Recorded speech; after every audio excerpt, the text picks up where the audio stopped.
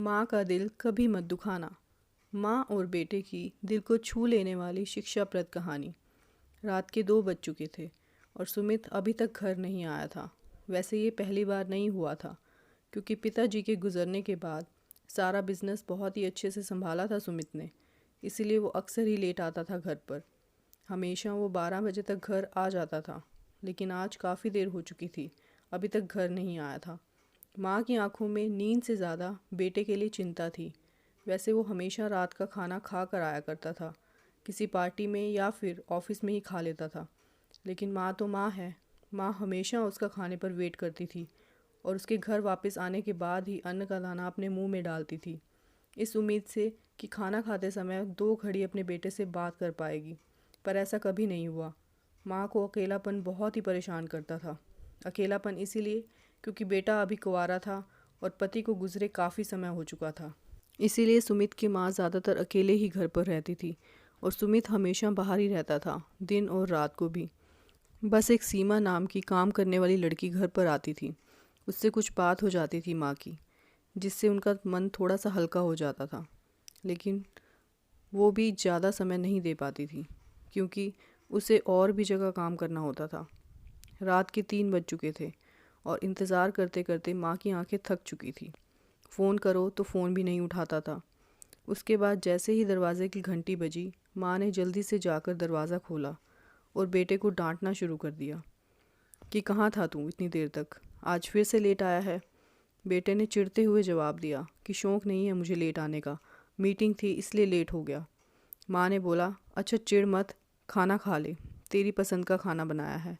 बेटा फिर गुस्से में बोला, माँ तुमसे कितनी बार कहा है कि मेरा इंतज़ार मत किया करो, तुम खाना खाकर सो जाया करो, लेकिन तुम्हें समझ ही नहीं आता क्यों मुझे भी परेशान करती हो और ख़ुद भी परेशान होती हो। बेटे के मुंह से शराब की दुर्गंध आ रही थी, तो माँ ने कहा, तू शराब पी कर आया है, तुझे शर्म नहीं आती? बेटा चिल्ला कर बोला कि क्या पाप कर दिया मैंने, चुपचाप खाना खाओ और सो जाओ, मेरे पास फालतू बातों के लिए वक्त नहीं है। इसके बाद बेटा बेडरूम में चला गया और सीधे जाकर अपने बेड पर लेट गया।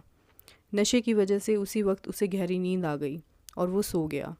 उसके बाद माँ उसके कमरे में गई, उसके जूते उतारे, उसके मोजे उतारे और कंबल उड़ाया और उसके सिर पर हाथ फेरते हुए काफ़ी देर तक कमरे में बैठी रही।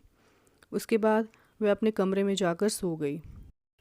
सुबह जब सीमा झाड़ू पोछा करने आई घर पर, तो उसने सुमित के कमरे का दरवाज़ा खटखटाया और बोली कि भैया मुझे झाड़ू लगाना है कमरे में।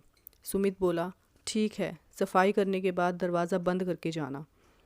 सीमा अपने काम में लग गई और झाड़ू मारते मारते उसकी नज़र सुमित के वॉलेट पर पड़ी, जिसमें काफ़ी सारे कार्ड और काफ़ी सारा कैश था। सीमा ने वॉलेट उठाया, एक बार वॉलेट को देखा और फिर सुमित को देखा। उसके बाद वो वॉलेट सुमित के तकिए के पास रखकर चली गई।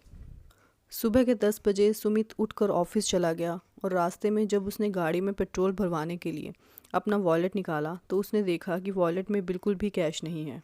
उसने अच्छे से चेक किया, लेकिन उसे बिल्कुल भी पैसे नहीं दिखे। फिर उसने कार्ड से पेमेंट की और वो ऑफ़िस चला गया। ऑफ़िस पहुंचकर अपने काम में बिज़ी हो गया और अपने क्लाइंट को प्रेजेंटेशन दे रहा था। इतने में उसके फ़ोन पर एक घंटी बजी।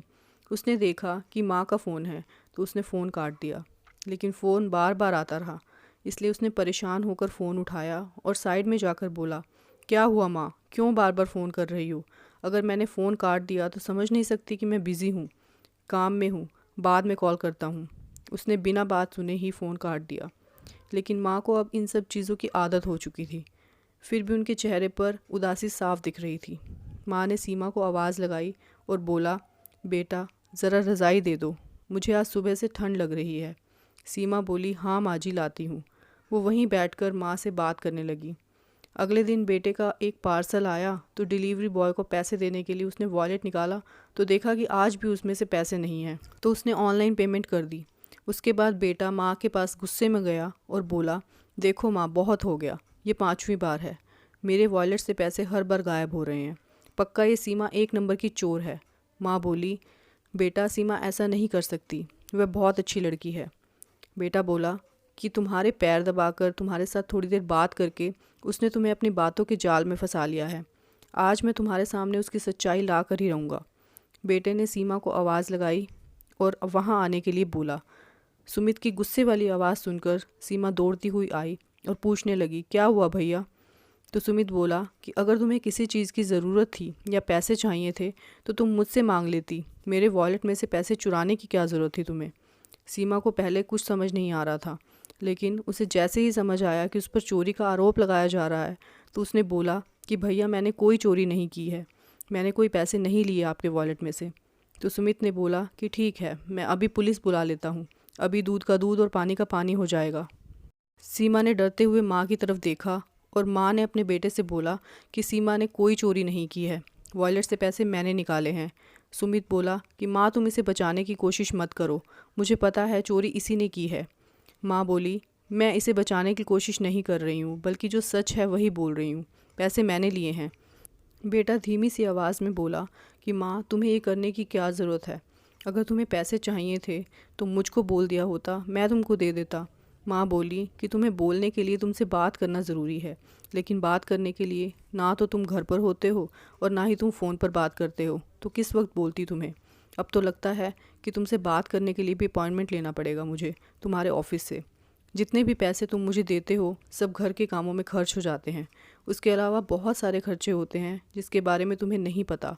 और अब काफ़ी दिनों से मेरी तबीयत ठीक नहीं है, तो सीमा ही मुझे डॉक्टर के पास लेकर जाती है और मुझे दवाई दिलाती है और दूसरी जगह का काम छोड़कर मेरे साथ समय बिताती है, ताकि मुझे अकेला महसूस ना हो।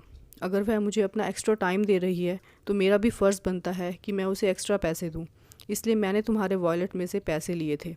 काश मैं तुम्हारे पैसों की जगह तुम्हारा टाइम चुरा पाती, जिससे कि मुझे तुम्हारे वॉलेट को हाथ लगाने की ज़रूरत न पड़ती।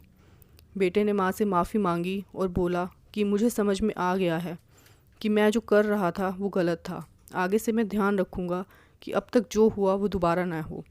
अपना पूरा वक्त देने की कोशिश करूँगा। दोस्तों, इस कहानी से हमें यही सीख मिलती है कि हमें पैसों और कामयाबी के पीछे इतना नहीं भागना चाहिए कि हमारे अपने ही हमसे पीछे छूट जाएं और फिर हम उनसे कभी ना मिल पाएं। हमें हमेशा ध्यान रखना चाहिए कि अगर हम बड़े हो रहे हैं तो हमारे बड़े भी बूढ़े हो रहे हैं, उन्हें हमारे साथ की ज़रूरत है। इसलिए हमें हमेशा ध्यान रखना चाहिए कि हम उन्हें अकेला महसूस ना करवाएं। कहानी को अंत तक सुनने के लिए बहुत बहुत धन्यवाद।